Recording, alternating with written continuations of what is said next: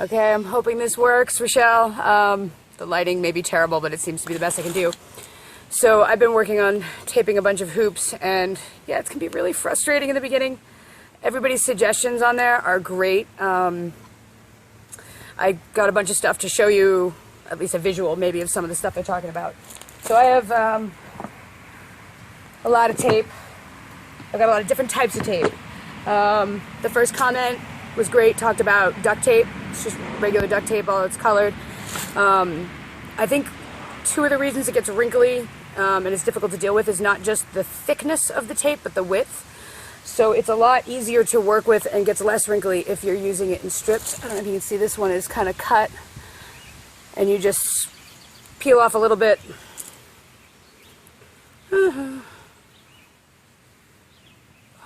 This roll is almost done. Okay, learning my lesson. Don't leave your tape in the car. It really messes with the glue. Okay, this is just some decorative tape. It's not actually duct tape. I really may have messed up all my tape. Oh, it seems to be all right. So you just separate the first piece, and just, depending on how big you want it, you just tear it. You can tear a really small strip. This not being duct tape does not tear very well. That's all right.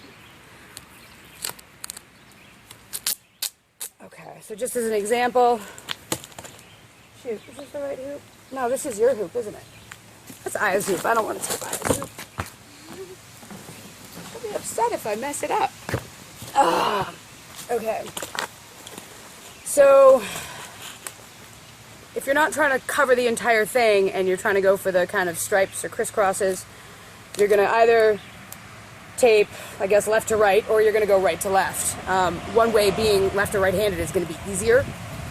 I tend to try and take the back of the tape and angle it. Angle it so that it's on the bottom to start with. And then depending on how big a gap you want, depends on the angle you wrap it with. A lot of people were talking about pressure, so that also comes into play here. So I'm just going to wrap it on the back. This is a pretty wide piece, and this, at the angle I've got, is probably just going to completely cover it. And when it goes around the back side, I've taped it across the top. I'm going to use my left hand here to smooth it out as I go around the back. This is a lot easier with a thinner piece of tape. The wider the tape, the more difficult it is. Then as it comes up, I put pressure here, make sure it's even. And they were talking about pressure kind of going up or down. A lot of the tapes have a little bit of give to them, and so you can kind of stretch them in the angle you want. And I'm just going to go around the top. And you can see, it's pretty smooth. Maybe hard to tell because it's decorative tape. And now I've gotten to a point where I need to rip some more.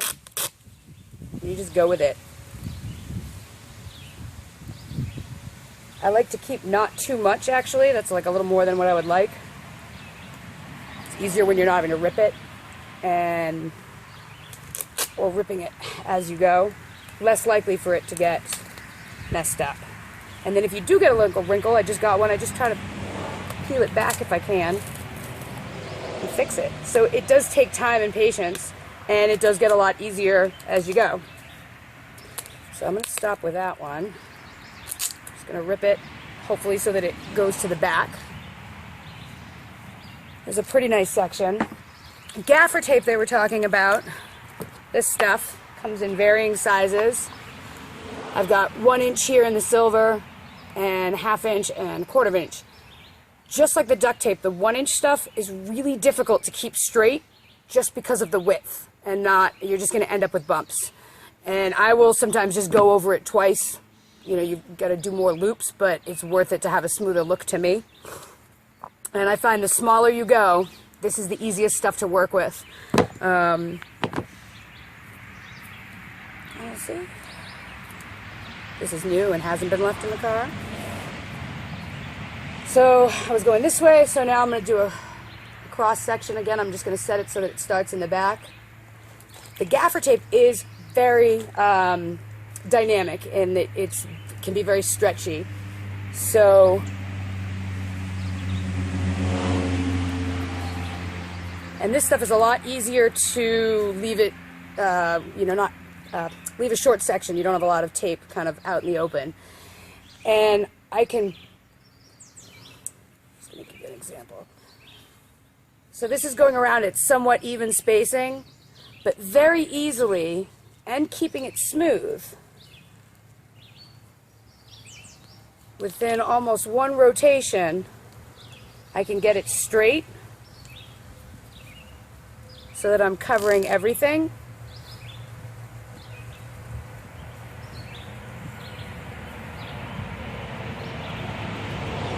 And that's just with a little pull, and then it's naturally going to kind of want to go that way and cover itself up.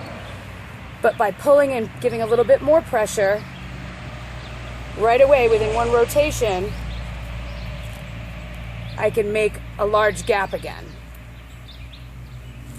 Ooh.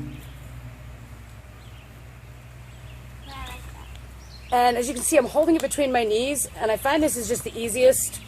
It's right in front of you, and you just slide up as you need to go.